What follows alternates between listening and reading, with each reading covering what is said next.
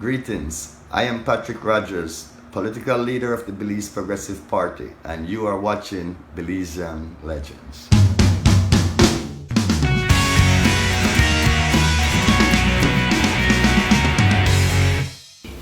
The head or the chairman of the Belize Progressive Party, one of the most foremost third-party political forces that have emerged in Belize today, and that is none other than Brother Patrick Rogers. Today we want to discuss with Brother Patrick Rogers the whole aspects of the International Court of Justice and the compromis that was signed between the Belize government and the Guatemalan government in 2008, in December of 2008.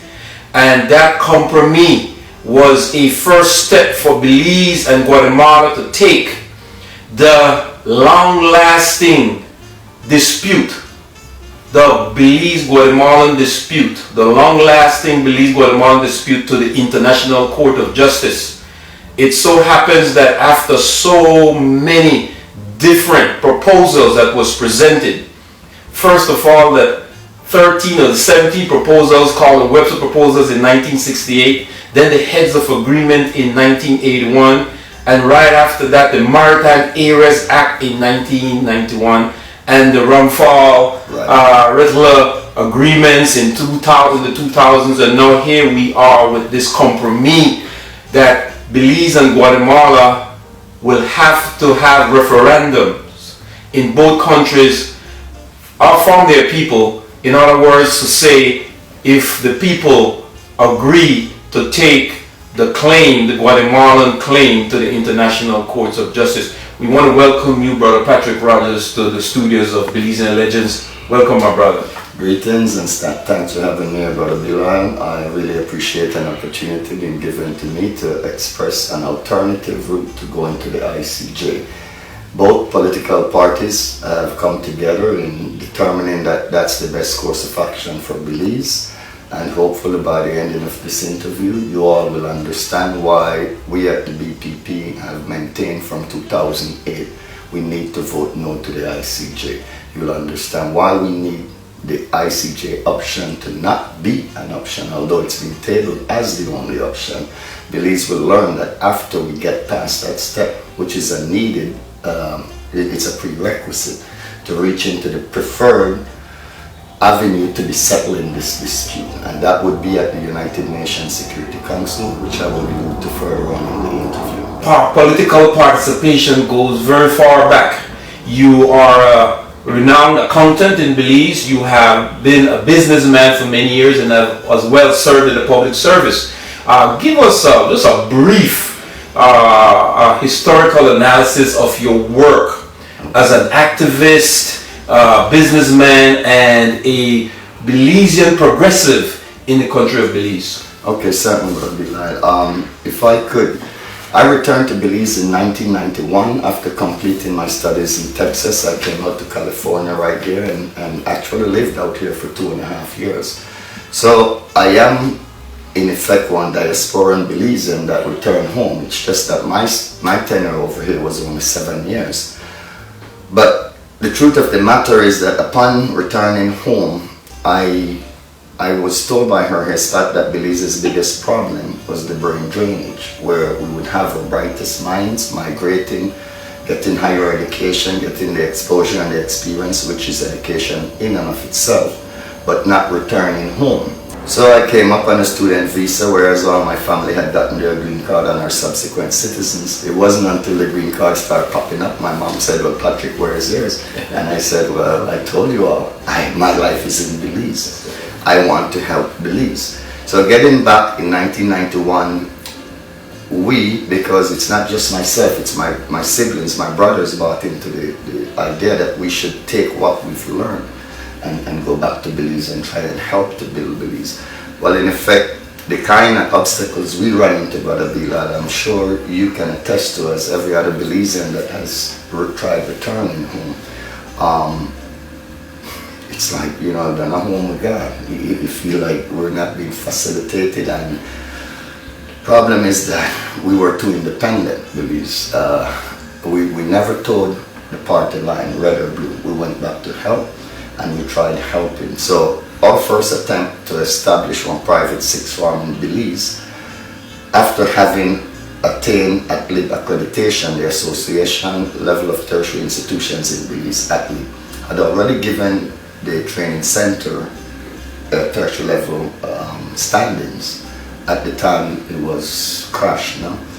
So after seeing our economic base pretty much dismantled and not being fully aware of what had taken place back then, I said I knew there was a lesson to be learned from what we had suffered as a family economically.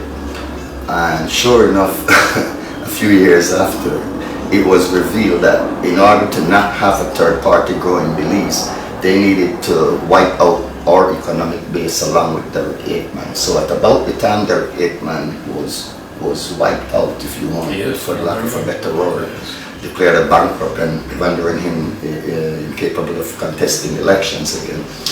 Well, Derek Aikman would have succeeded Golson as leader of the National Alliance for Belizean Rights, the Neighbor Party. And Golson had already had his eyes on me, grooming me as a younger person, younger than Aikman, so that there would be succession for this third party that would have taken root in Belize had it worked out to plan. So in effect, after recovering from that lake, and well, we lose a substantial amount of money, but it wasn't everything, I decided to try and level the playing field for the next bright Belizean family trying to come back and help. And so it was a bit of searching, not knowing quite best how I would be able to fit in helping. And so I went through a lot of activism. I've been involved with a lot of organizations, social organization that is involved in activism.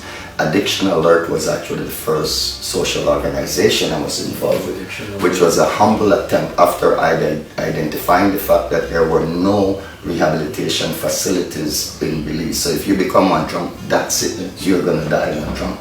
So basically Addiction Alert was a humble attempt at trying to establish one rehabilitation center in Belize, because we had identified that as one of the services that were lacking and needed in Belize. Addiction Alert United for Human Development was an initiative that started before Youth for the Future and CYDP. A humble attempt at bringing the business people together, coming up with a plan. The plan had called for one credit union and everything, with 15 business people contributing half the startup capital for the credit union, and then we have called on the government to match that with the involvement of the private sector assisting. The long and short of it is that United for Human Development was taken over by the political directorate, and we ended up with, I think it was Youth for the Future that came first, which was wholly government run and hasn't done anything for youth since. CYDP again, without the involvement of the private sector, it's a partnership that is needed to address the problems that Belize have, and nothing that the government tries to do by itself will work until they bring the private sector on board to facilitate with job placement for some of these troubled youths and stuff. So after United for Human Development failed, that was when I got into the Political Reform Commission. These were a bunch of brilliant Belizeans that were consulted as to what reform initiatives were most needed to start getting Belize on the right track. This was in 96, 97. So out of that Political Reform Commission is where I think my consciousness was elevated after sharing information with so many brilliant Belizeans. And I realized how much of a trouble Belize we were in, or has been in from then. And that is why I gave up and trying to work through one of the two mainstream parties, and realizing that there must be some other direction the country can go. So I eventually moved from just, being active in social institutions to becoming an activist, to now being both activist and politician, in the sense that we're trying to build an alternative political movement for the country.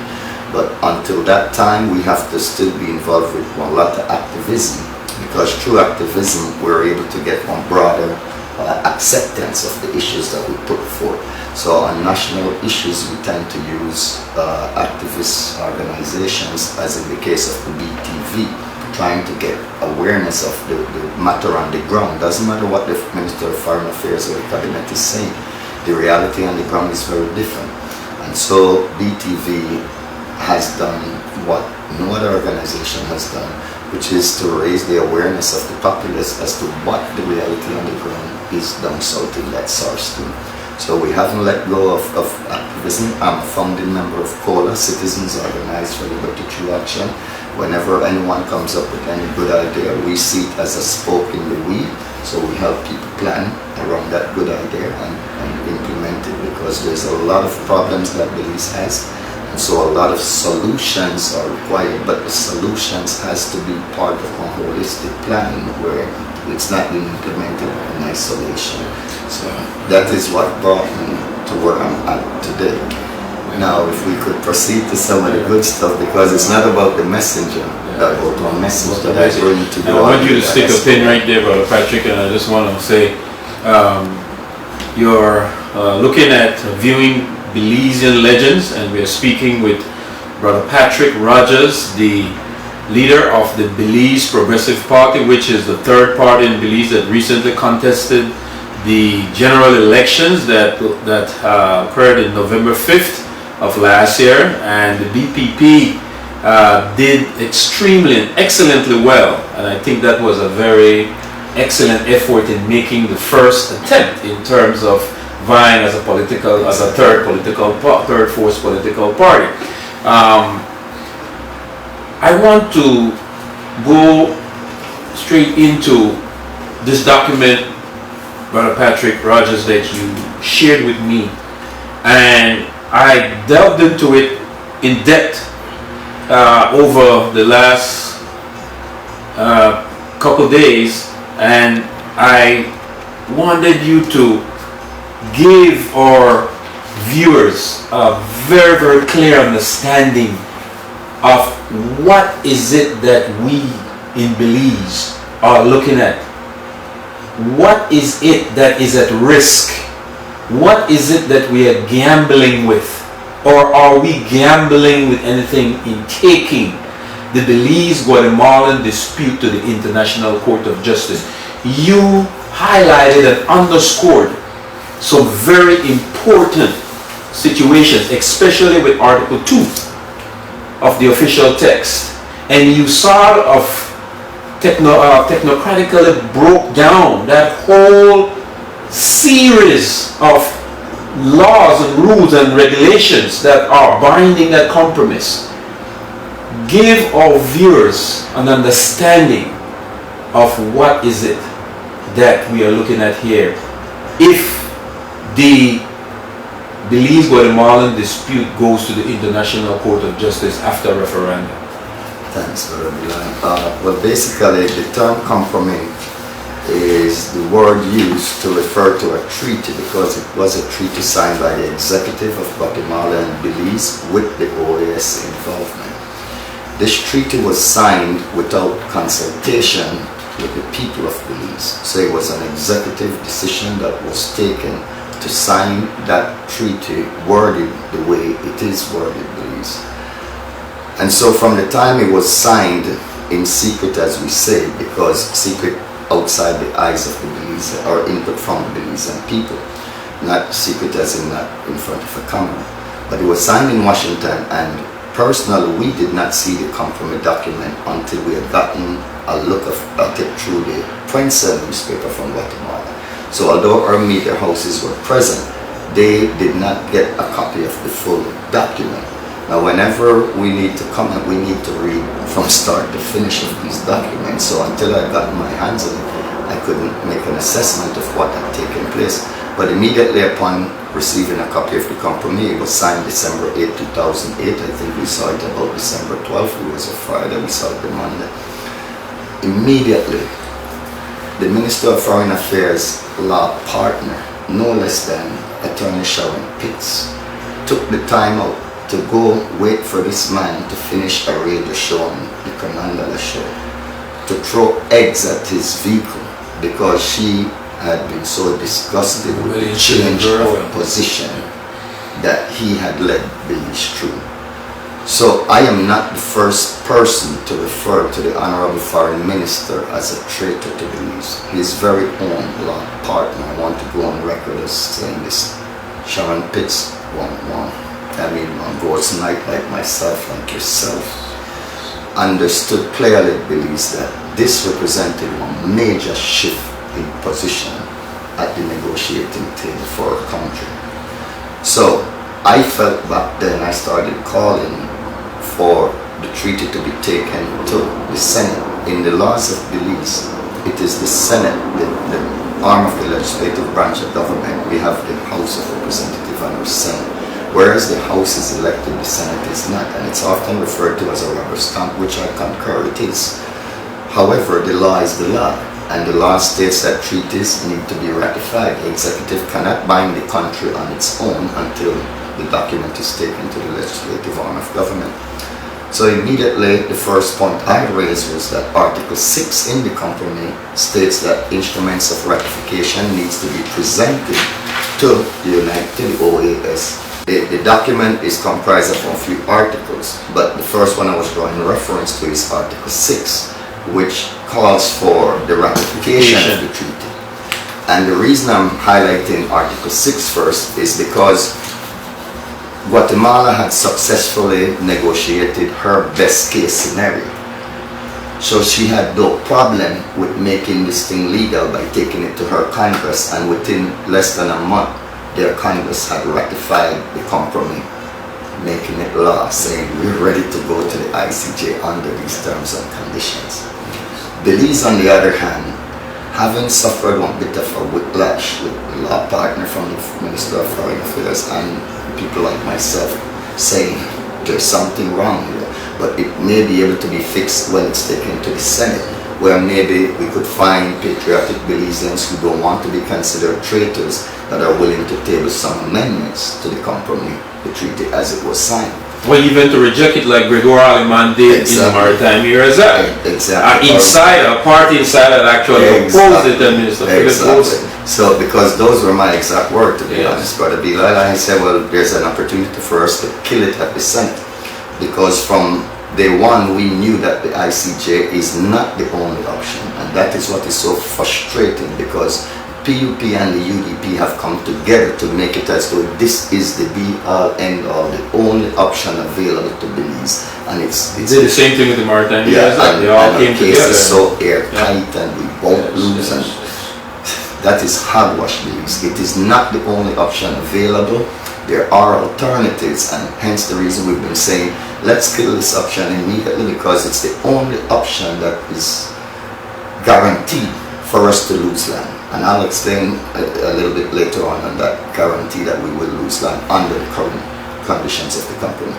But the fact is that we start calling for the ratification of this Compromis in the Senate, hoping that the discussion around the document would have been, heightened while the discussion in the Senate is ongoing. We said, let's get this thing to the Senate and kill it in the Senate. Yes. But if it's not killed in the Senate, if the Senate rubber stamps it and we go to a referendum, then we need to vote no at the referendum as well to guarantee that that option is not given to settle this Anglo-Guatemalan dispute that has since morphed into the Belize-Guatemalan territorial dispute. So that word territorial was never there when it was Anglo-Guatemalan dispute.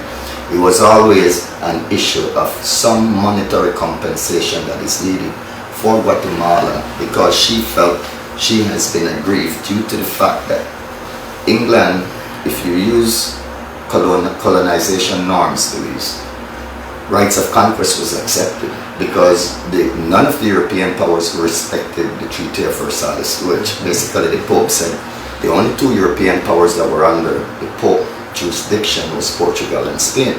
So the Pope divided the New World and Africa between Portugal and Spain, but none of the European powers ever respected that treaty. And so every European power in their turn, as they become the world power, engage in wars with Portugal and Spain and with themselves. Every aspect of it. Exactly, and with themselves to use right of conquest to be conquering territories. So if we check, if we use this US as an example, the US had one battle with England.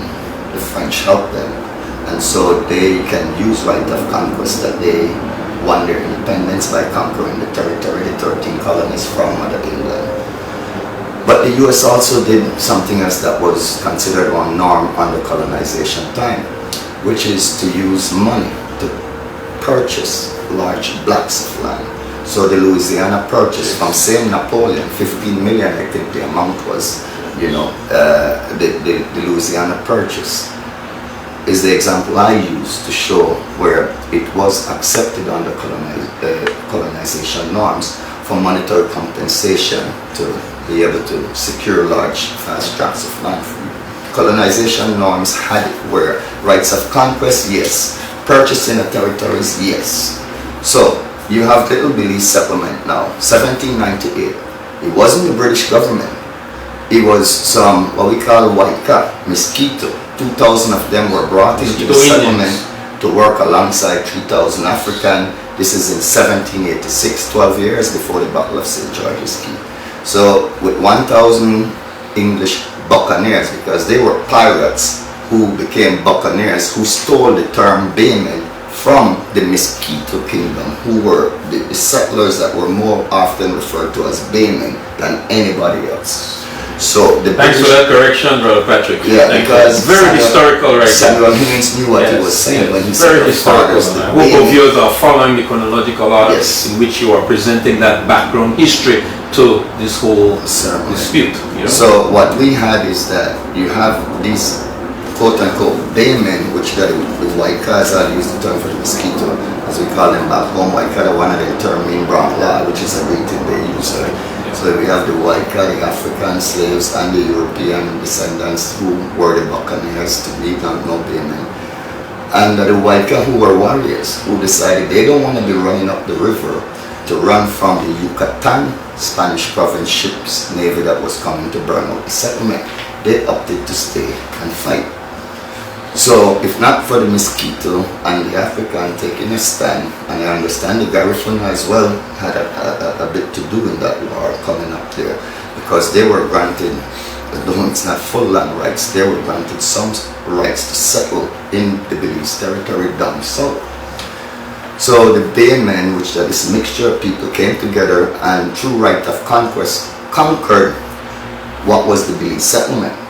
However, the crux of the matter is that at 1798, the people that were logging in the territory that started to settle did not reach Sarston as yet. And this is the reality, this is the history that has happened. No? So it wasn't until Guatemala got independence from Spain, they piggybacked Mexico, winning the independence from Spain. They never fought for theirs. And later on, when they broke away, 1823, within, I think, 8 or 9 years, 1831, Guatemala, as an independent republic, laid claim to Belize. And their claim is through a colonization norm called succession. So this is the third colonization norm that I want to mention: rights of conquest, monetary compensation, and succession, where the newly independent territories that got their independence usually claim that they inherited this territory. Whatever their colonial masters were controlling, they now exercise that control. So Guatemala first introduced her rights to the territory through succession in 1839. 1 year later, the British put Belize under its first step, not a crown colony, but a colony. So we were effectively, for the first time, taken under the wings of the British to establish British administration in the settlement.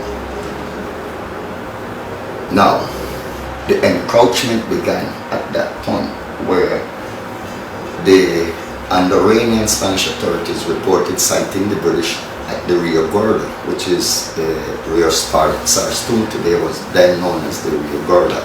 That's where Punta Gorda got its name from. But the fact of the matter is that the dynamics at play at the time is that the US wanted England to accept that Guatemala had sovereignty before rights of conquest was right of conquest only conquered what Spain had signed for logging rights to the British settlers. So they're saying right of conquest did not fetch you Cebu to Sarstoon. Guatemala had sovereignty over that. You encroached, you expanded your logging efforts all the way down south and westward.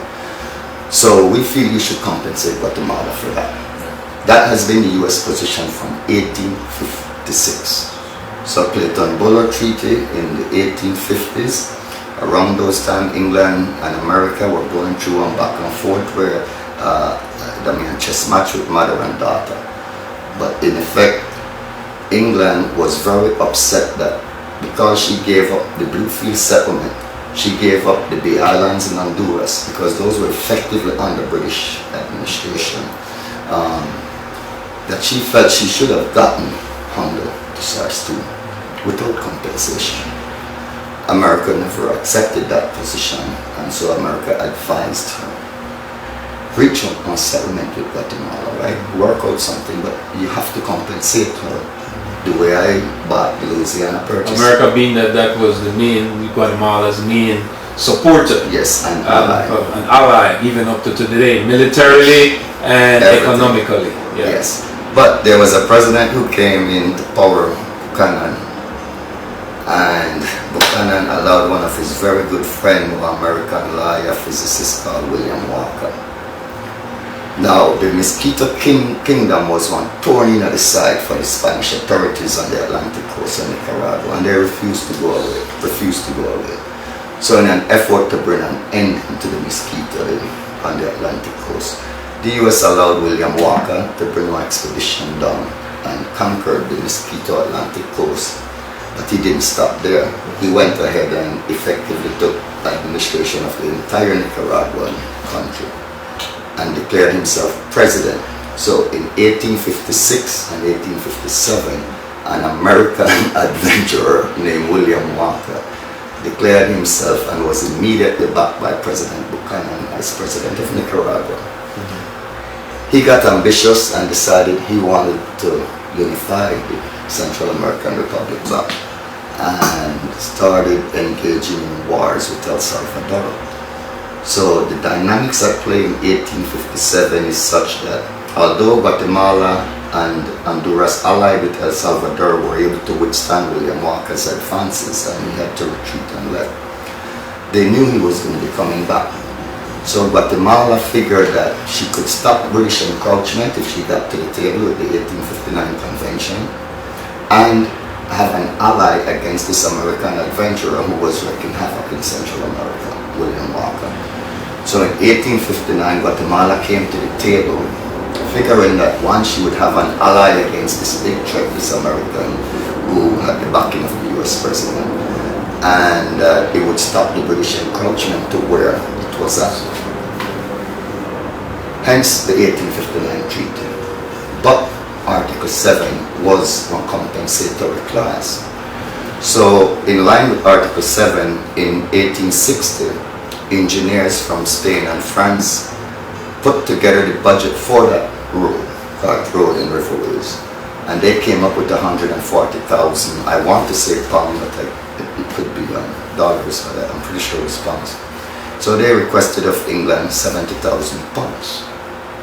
England said that was too much, she didn't want to pay that, and there was a back and forth, and so it came down about 2 years after England made a counter offer and said, I am willing to pay the 50,000 pounds, but you only have 6 months to accept this. Guatemala got into a war with El Salvador, and the Congress never got to ratifying that in 6 months period. And so 2 years later, when they contacted the British and said, well, you know what, we've thought it through, we're willing to accept that 50,000. The British said, I have been exonerated, I don't owe you anything, you had 6 months to make up your mind. So that is the genesis of the Anglo-Guatemala dispute. The fact that the British took that stand, that they have been exonerated and they don't need to pay anything.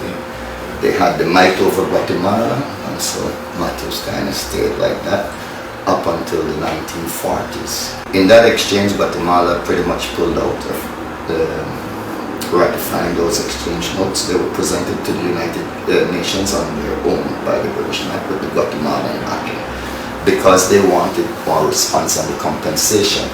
And what did they do? They effectively tabled to England, well, here what? if you don't want to pay me to settle this, let me pay you 400,000.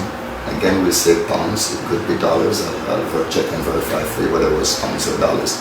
But the figure was 400,000. And if you do not want to accept that, then you pay me 400,000. So it was wrong, you know. Either ways, let's settle this thing monetarily. I give you 400,000, or you give me 400,000. If you don't want to pay the 400,000, add 4% interest to that 50,000 from 1862, bring it to 1940. It would have been a bigger figure.